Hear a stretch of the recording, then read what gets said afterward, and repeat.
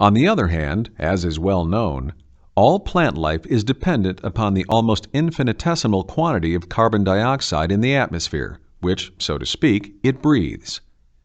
To express this complicated photosynthetic chemical reaction in the simplest possible way, the leaves of the trees are lungs, and they have the power when in the sunlight to separate this obstinate carbon dioxide into carbon and oxygen.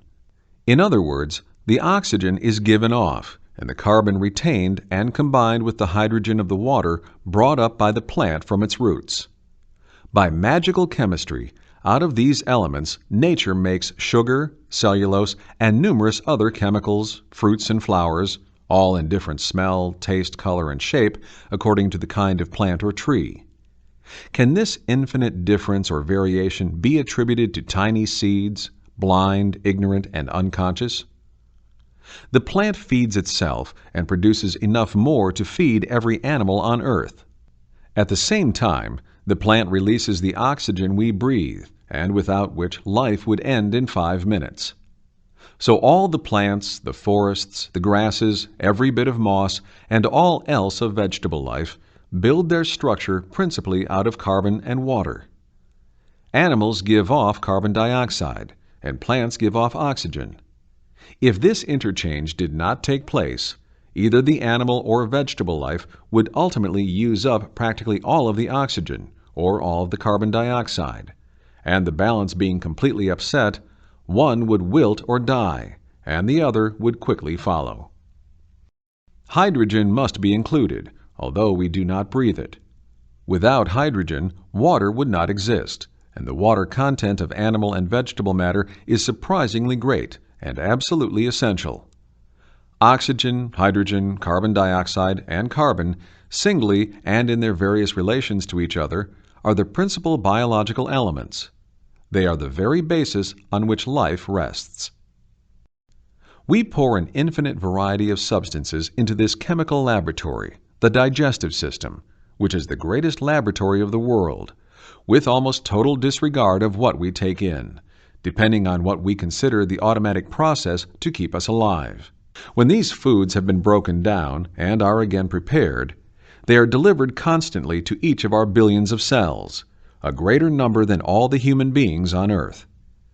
The delivery to each individual cell must be constant, and only those substances which the particular cell needs to transform them into bones, nails, flesh, hair, eyes, and teeth are taken up by the proper cell.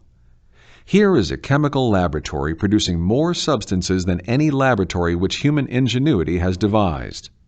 Here is a delivery system greater than any method of transportation or distribution the world has ever known, all being conducted in perfect order. From childhood until, say, a man is 50 years of age, this laboratory makes no serious mistakes, though the very substances with which it deals could literally form over 1 million different kinds of molecules, many of them deadly. When the channels of distribution become somewhat sluggish from long use, we find weakened ability and ultimate old age. When the proper food is absorbed by each cell, it is still only the proper food. The process in each cell now becomes a form of combustion, which accounts for the heat of the whole body. You cannot have combustion without ignition. Fire must be lighted, and so you are provided with a little chemical combination which ignites a controlled fire for the oxygen, hydrogen, and the carbon in the food in each cell, thus producing the necessary warmth, and as from any fire, the result is water vapor and carbon dioxide. The carbon dioxide is carried away by the blood to the lungs, and there it is the one thing that makes you draw in your breath of life.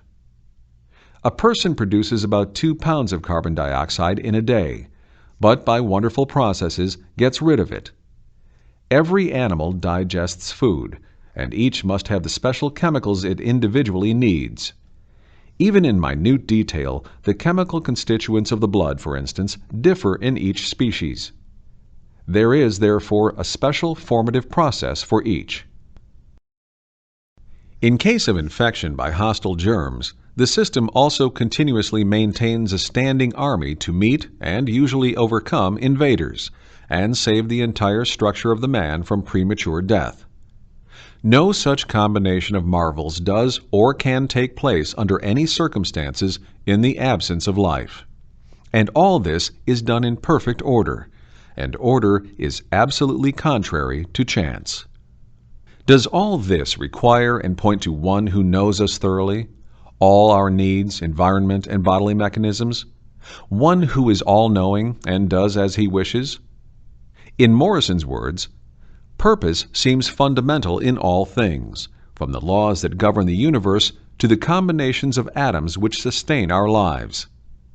Atoms and molecules and living creatures do marvelous things and build wonderful mechanisms, but such machines are useless unless intelligence sets them in objective motion. There is the directive intelligence which science does not explain, nor does science dare say it is material.